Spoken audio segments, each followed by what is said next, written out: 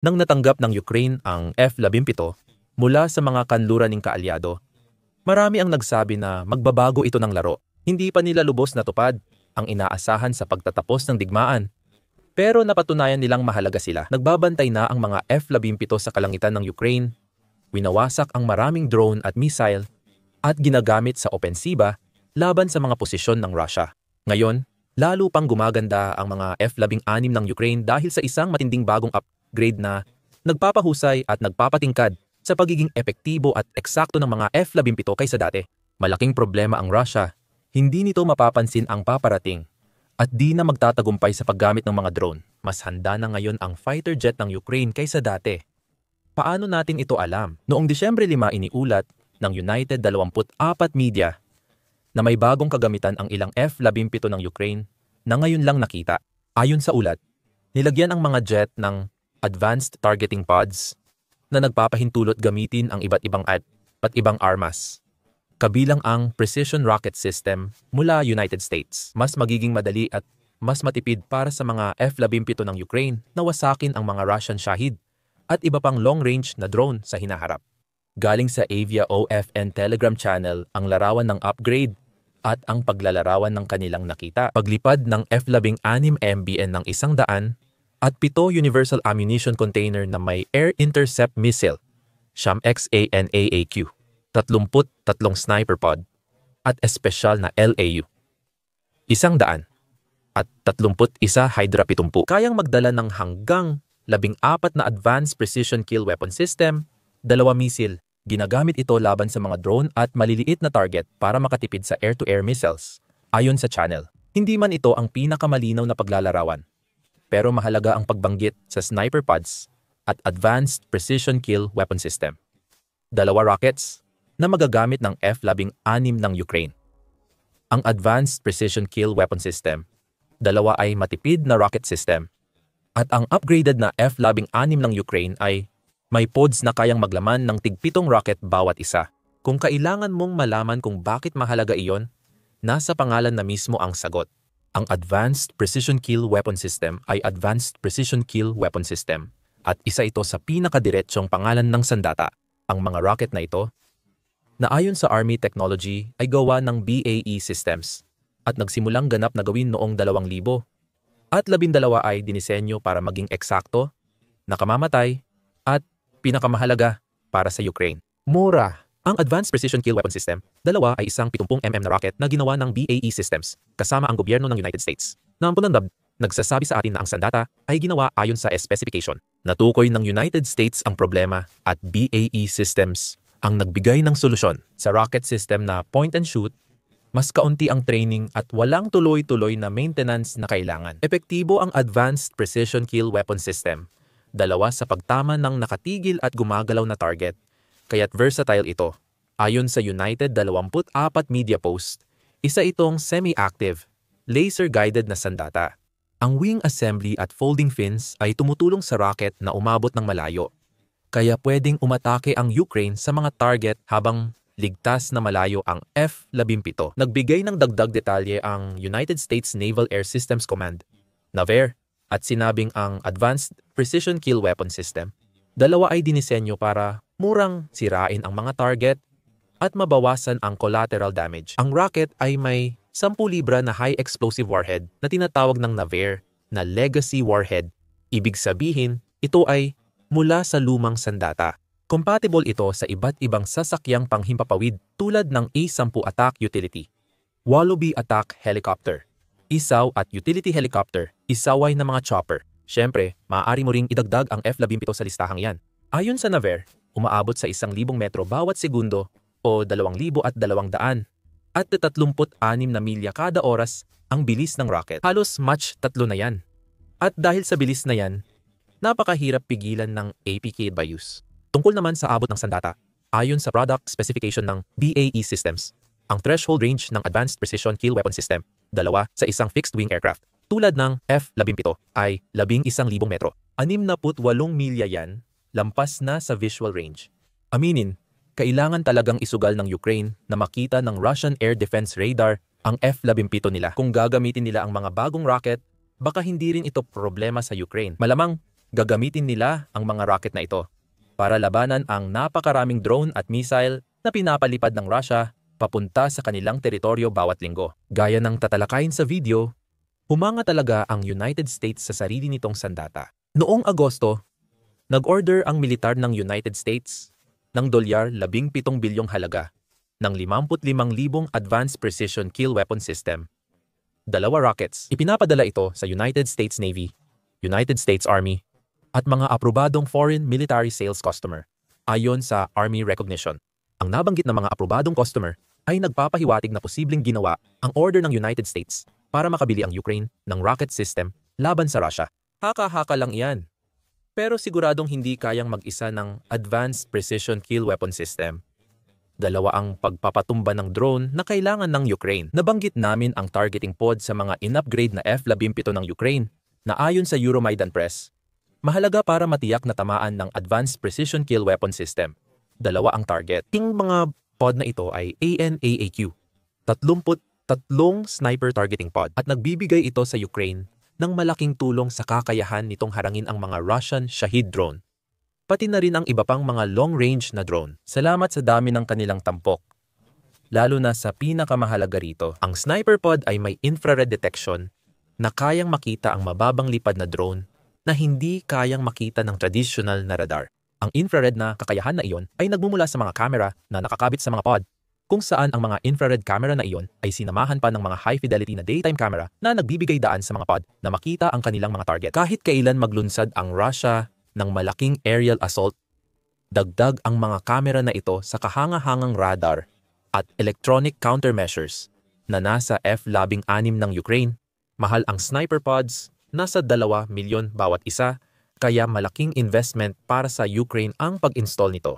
Sulit ang investment dahil pinapabuti nito ang accuracy ng 35,000 Advanced Precision Kill Weapon System. 2 laser-guided rocket. Malaki ang ginastos ng Ukraine sa upgrade na pwedeng magtipid ng milyon-milyong dolyar sa hinaharap. Manatili. May breakdown kami ng gastos mamaya sa video. Yan ang dahilan kung bakit napakalaking bagay nito para sa Ukraine pagdating sa depensa. Tinutulungan ng mga pod ang piloto ng F-17 na makita ang Shahid drone gamit ang init mula sa makina o propeller nito. Basta't mas mainit ang heat signature kaysa sa lupa, kayang makita ng infrared camera ng sniper pod ang Shahid mula ilang milya. Kailangan lang ng F-16 pilot subaybayan ang drone, lumapit, at sirain ito gamit ang Advanced Precision Kill Weapon System. 2. Pero may isa pang kalamangan ang mga sniper pod na ito na maaaring maging kapaki-pakinabang din para sa mga susunod na opensibang operasyon ng Ukraine.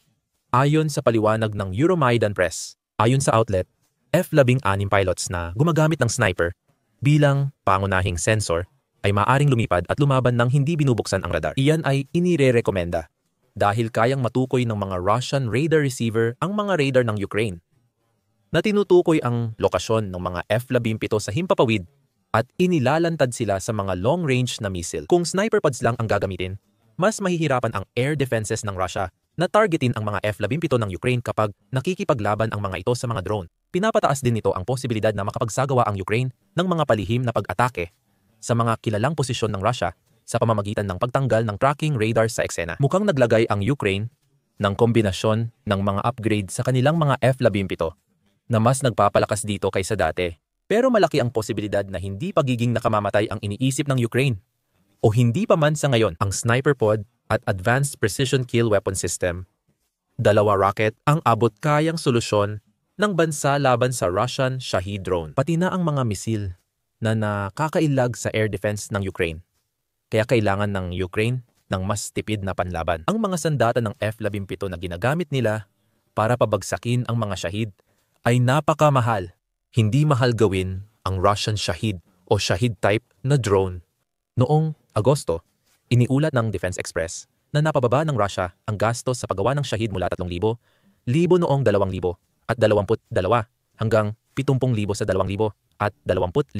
Sabi ng Euromaidan Press, posibleng mas mababa pa rito at 50,000 lang ang halaga. Ang punto, sobrang mura ng mga drone na ito kaya kayang gamitin ng Russia ng maramihan ng hindi malaki ang gastos.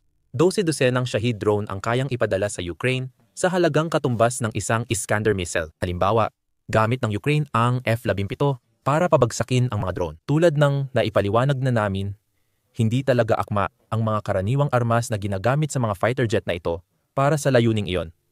Pero gumagana naman ito ng napakahusay dahil sa mahal ng mga missile. Malaki ang lugi ng Ukraine sa pera tuwing ginagamit nila iyon para pabagsakin ang Shahid.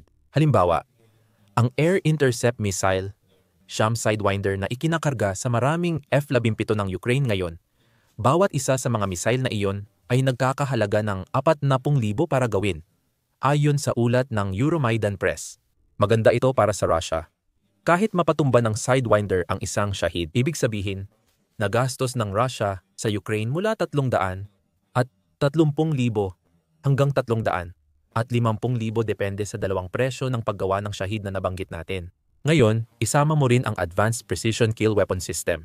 Dalawa, ang presyo ng paggawa ng Advanced Precision Kill Weapon System, dalawa laser-guided rocket ay 3,000 at 50,000 lang. Mas mura ito ng 15,000 at 35,000 kaysa sa Russian Shahid. At dito talaga namamayani ang Advanced Precision Kill Weapon System. Dalawa. Oo, gumastos ang Ukraine ng milyon-milyong dolyar para sa sniper pod na kailangan ng Advanced Precision Kill Weapon System. Dalawa. Kahit ganoon, kailangan lang ng Ukraine sirain ang 57,133 Shahid gamit ang bagong sandata para mabawi ang 2 base sa diferensya ng presyo ng Advanced Precision Kill Weapon System. Dalawa. At Russian Shahid. Hindi tama sabihing panalo ang Ukraine sa return on investment dahil di pa kasama ang gastos sa mga rocket. Hindi na kailangan ng maraming tagumpay para umabot sa puntong sulit na ang gastos ng Ukraine sa pagpapatumba ng Shahid. 5 Sham Sidewinder lang ang katumbas ng dolyar. 2 milyon presyo ng isang sniper pod. Iyan pa lang ay nagpapakita na kung bakit napakahalaga ng mga pod na ito. Para sa mga F-16 ng Ukraine, kung tila marami, hilingin sa isang Ukrainian F-17 na sirain ang 57,100 at 33 Shahid drones para patunayan ang halaga ng mga upgrade ng Ukraine. Kailangan mo pang alamin ang lawak ng drone attacks ng Russia sa Ukraine sa 2,025 kakaiba ang taong ito kaysa mga nagdaang taon ng digmaan sa pag-atake ng Russia mula sa himpapawid. Noong Setyembre, naglabas ang Al Jazeera ng chart na nagpapakita ng mas matinding pag-atake ng Russia gamit ang drone sa mga lungsod at infrastruktura ng Ukraine ngayong 2025. Sa unang buwan ng taon, karaniwan 75,100 drone ang dala ng mga pag-atake at tumataas hanggang 185 kapag mas patindi ang opensiba. Nagsimulang tumaas ang bilang nito pagpasok ng tagsibol. Bagamat medyo mabagal ang pag-angat, dati 185 drone lang ang ginagamit paminsan-minsan, pero ngayon karaniwan na ito. At minsan, umaabot pa sa 200 at 50 drone sa ilang opensiba ng Russia. Pagdating ng tag-init, dumami pa lalo ang mga drone. Sa katapusan ng Agosto, naglunsad ang Russia ng mahigit 12 opensiba gamit ang 300 o higit pang drone. Ang ibang opensiba ay may 500 hanggang 650 drone. Noong unang bahagi ng Setyembre, inilunsad ng Russia ang pinakamalaking drone opensiba laban sa Ukraine gamit ang mahigit 800 Shahid type at long-range na drone. Naglunsad ang Russia ng 37,000 air attacks sa Ukraine mula Enero hanggang unang bahagi ng Setyembre 2025. Noong panahong iyon, nalampasan ng Russia ang dating record nito sa dami ng drone na inilunsad sa isang buwan. Noong Hulyo, hinarap ng Ukraine ang 6,400 at 43 drone sa loob ng 31 araw o mga 200 at 7 drone kada araw. Biglang nawasak ang pagitan ng 57 at 133 Shahid. Mukhang hindi naman imposibleng mabawi ang gastos sa pag-upgrade ng F-17. Walang senyales na babagalan ng Rusya ang kanilang malalayong pag-atake. Noong Setyembre, ibinunyag ng Kiev Independent na natukoy ng intelihensya ng Ukraine na kayang gumawa ng Rusya ng hanggang 2,000 at 700 Shahid drone kada buwan. Hindi pa kabilang dito ang mga peking Shahid type drone ng Rusya sa Ukraine na walang warhead at ginagamit para iligaw ang depensa ng Ukraine sa totoong Shahid. Hindi rin kasama sa bilang na iyon ang iba pang uri ng mga long-range na drone na ginagawa ng Rusya o mga Shahid na binibili nila mula sa Iran. At para lalong ipakita kung gaano kalupit ang gusto nilang maging epekto ng tuloy-tuloy nilang pag-atake mula sa himpapawid, naglunsad na naman ang Rusya ng isa pang ganoong pag-atake, halos kasabay ng balitang na-upgrade na ang F-17 ng Ukraine. Noong Disyembre 6 iniulat ng The Guardian ang malawakang pag-atake na may mahigit 600 at 50 drone at 51 missile magdamag. Ganito kalaki ang banta sa F-17 at iba pang depensa sa himpapawid ng Ukraine mula Rusya, tulad ng ibinunyag ng United 24 Media noong Nobyembre.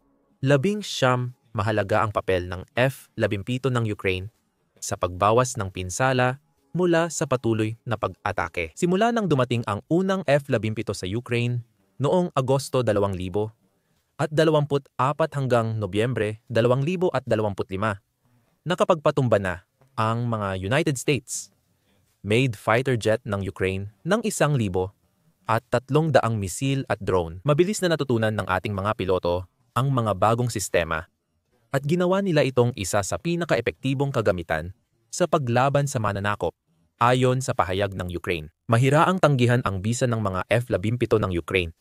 Pero balik pa rin tayo sa issue ng gastos. Dahil sa dami ng nasirang misil at drone, hindi tiyak kung ilang misil mula sa F-16 ng Ukraine ang ginamit para pabagsakin ang mga proyektong ito, o kung ilan ang nasira gamit ang kanyon. Kahit sabihin nating isang kapat lang ng proyektil ng Russia ang nasira gamit ang Sidewinder, aabot pa rin sa dolyar. 130 milyon ang nagastos para sirain ang 300 at 25 drone gamit ang Advanced Precision Kill Weapon System. Ngunit kung Ukraine ang gagamit, bababa ito sa dolyar. 113.75 milyon. Ang halaga ng sniper pods ay higit pa sa sapat na dahilan dahil sa ganitong uri ng pagkakaiba. Lalo na kapag mas pinapabisa pa ng mga pod na ito ang F-16 ng Ukraine. May isa pang dapat isaalang-alang sa bagong upgrades nito. Ayon sa F16.net, pangunahing sanggunian sa F-17, kayang magdala ng Ukrainian F-17 ng 14 Advanced Precision Kill Weapon System, 2 rockets at 6 na Sidewinder missiles. Nakakakuha ang Ukraine ng higit doble lakas ng apoy sa mas mababang gastos. Dahil sa bagong upgrade, kaya na ng F-17 ng Ukraine napabagsakin ang hanggang 14 Shahid type na drone pati iba pang target gamit ang iba nilang sandata. Malaki ang epekto nito lalo na't malalakas ang mga airstrike ng Russia noong huling bahagi ng 2000 at 25. Balikan muna natin sandali ang mga sniper pod. Kanina, nabanggit natin na dahil sa mga pod na ito, nagiging posible para sa mga F-17 ng Ukraine na makita ang mga mababang lipad na Shahid na maaaring hindi makita ng radar ng jet. Mahalaga ito dahil ang mababang lipad na Shahid ay drone na hirap maharang ng Ukraine nitong mga nagdaang araw. Siyempre, kung hindi makita ng radar ng F-17 ang mga yan, pwede mong isipin na pati ang mga radar ng ground-based air defense systems ng Ukraine ay may kaparehong problema. Hindi na kailangang manghula dahil alam nating bumaba ang rate ng pagharang ng Ukraine sa mga drone nitong mga buwan. Noong Nobyembre 12 iniulat ng Ukraine Business News na noong Oktubre, pinakamababa simula ng 2,000 at 24 ang rate ng pagharang ng Ukraine sa mga drone. Umabot sa 80% ang rate. Senyales na epektibo ang estratehiya ng Russia na talunin ang air defense ng Ukraine sa dami. Nakatulong ang F-17. Pero limitado pa rin ang nagagawa nila dahil sa problema sa armas. Mas maraming drones ng Russia ang kayang sirain ng 14 Advanced Precision Kill Weapon System, 2 rockets sa isang F-16 sortie kaysa sa 6 na Sidewinder. Hindi pa kasama dito ang posibilidad na lagyan pa ng ibang armas ang F-17 ng Ukraine bukod sa bago nitong murang rockets. Simple lang, mas maraming armas sa F-17, mas marami itong magagawa. Shahid drones na wasak sa ere. Kung gagamitin ng Ukraine ang bagong upgrade para targetin ang mababang lipad na Shahid at long-range na drone na di naabot ng ibang air defense. Tumaas muli ang interception rate habang patuloy ang pagpapakawala ni Putin ng daan-daang drone kada atake. May isa pang posibleng benepisyo para sa Ukraine. Ngayon na may access na sila sa sniper pods at advanced precision kill weapon system. 2 rockets maaaring magamit nila ang huli kahit papaano sa iba pang kanluraning aerial platforms. Mukhang F-17 lang ang platform ng Ukraine na kayang magpaputok ng advanced precision kill weapon system. 2 sa ngayon. May kawili-wiling impormasyon sa Advanced Precision Kill Weapon System brochure ng BAE Systems na maaring magbigay ng malaking benepisyo sa Ukraine sa hinaharap. Matatagpuan ang impormasyong iyon sa dulo ng dokumento. sa maliit na bahagi tungkol sa posibleng platform para sa rocket system. Kabilang sa mga platform na iyon ay isang fighter jet na siguradong magpapatingin sa Ukraine para sa mga susunod na posibilidad. Ang Dassault Rafale, bakit magmamalasakit ang Ukraine kung magiging compatible ang jet na iyon sa mga sandatang inilalagay nila ngayon sa kanilang mga F-17? Noong Nobyembre, 17 iniulat ng British Broadcasting Corporation na nagkasundo ang Ukraine at Pransya na magbibigay ang Pransya ng 100 Rafale F-4 fighter jets sa Ukraine. Ang mga jet ay darating sa Ukraine sa susunod na dekada. Kahit unti-unti dumating ang mga jet, posibleng maisama ng Ukraine ang sniper pods at advanced precision kill weapon system. 2 rockets sa kanilang bagong French jets. Depende ito sa BAE Systems na nagsabing posible ang integrasyon.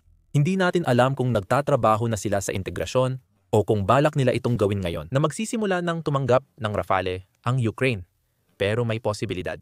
At ibig sabihin nito, ang mga ina-upgrade na F-17 ng Ukraine ay maaaring hindi ang huling yugto, kundi simula pa lang ng malawakang pagbabago sa Ukrainian Air Force. Maaaring maging masama ito para sa mga plano ni Putin sa Ukraine. Tinalakay namin ang F-17 ng Ukraine at ang mga bagong upgrade nila bilang depensang kagamitan.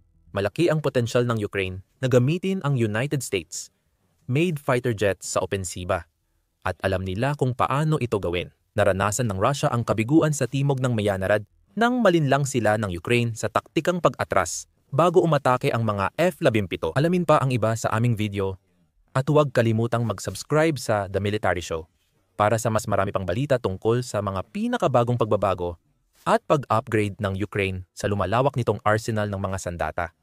At maraming salamat, gaya ng dati, sa panonood.